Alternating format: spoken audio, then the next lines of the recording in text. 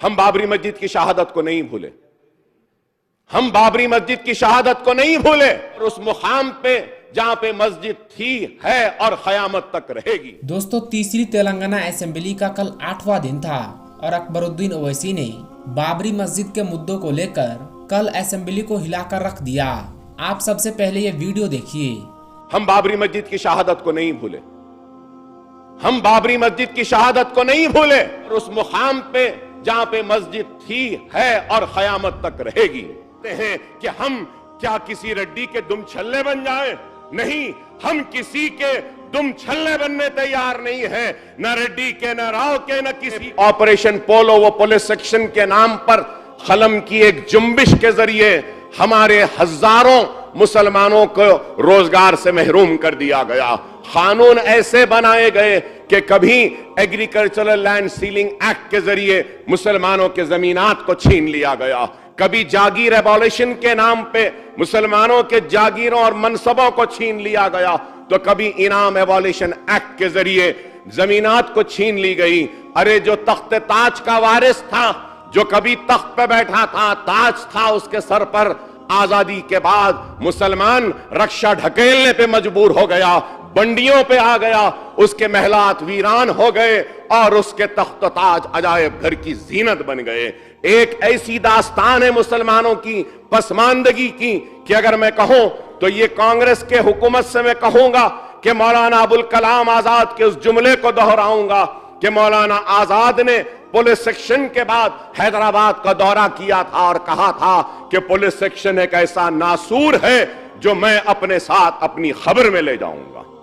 اتنا لاکھوں ہزاروں کی تعداد میں عزتیں لٹیں، عصمتیں لٹیں، ہماری آبادیاں خاک کی ڈھیر میں تبدیل ہوئیں۔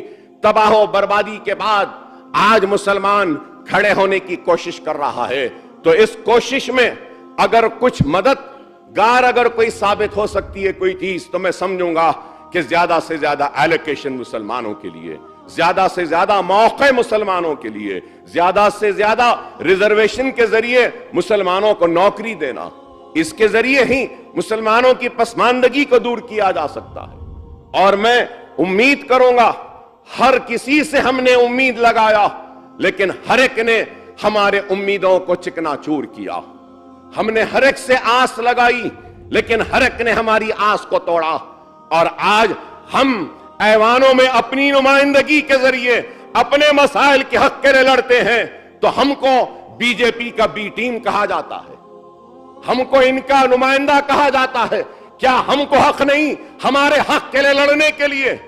کیا ایک ریڈی کو حق ہے اپنے حق کے لیے لڑنے کے لیے؟ ایک کما کو حق ہے اپنے حق کے لیے لڑنے کے لیے؟ ایک ویلما کو حق ہے اپنے حق کے لیے لڑنے کے لیے؟ ایک راؤ کو حق ہے اپنے حق کے لیے لڑنے کے لیے؟ اور ایک ایس سی کو حق ہے اپنے حق کے لیے لڑنے کے لیے؟ ایس ٹی کو حق ہے لیکن حق نہیں ہے، تو مسلمان کو کیوں مسلمان اپنی جدوجہد نہ کرے، اپنی پارٹی نہ بنائے، اپنے نمائندوں کو نہ جتائے؟ وہ چاہتے ہیں کہ ہم کیا کسی رڈی کے دم چھلے بن جائیں؟ نہیں، ہم کسی کے دم چھلے بننے تیار نہیں ہیں، نہ ریڈی کے، نہ راؤ کے، نہ کسی کے۔ تو میں یہ پوچھنا چاہتا ہوں کہ فری بس سروس وومن کو دی گئی ہے، تو کیا اس کے لیے بھی ریزولوشن موو کیا گیا؟ 6 گارنٹیز کو آپ امپلیمنٹ کریں گے تو کیا اس کے لیے بھی ریزولوشن موو کریں گے؟ Sir, going further ahead sir, I would request the government to bring the bill on caste survey to give a legal backing to the caste survey to be conducted. Bill is very important. We need to have a bill, sir. Sir, and sir, I may also recall that the previous government has conducted the intensive household survey, Samagra Kutumba survey on 19th August 2014 after the formation of Telangana. The findings of the intensive household survey were not released officially, and we don't know where is that data. Sir, through you I would say, the amount incurred or amount spent on the household survey that was released from the government treasury, so it's a government property. So that survey reports needs to be placed before this house first, sir. That is very important.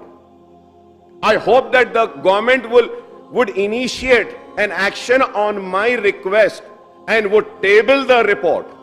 What were the findings?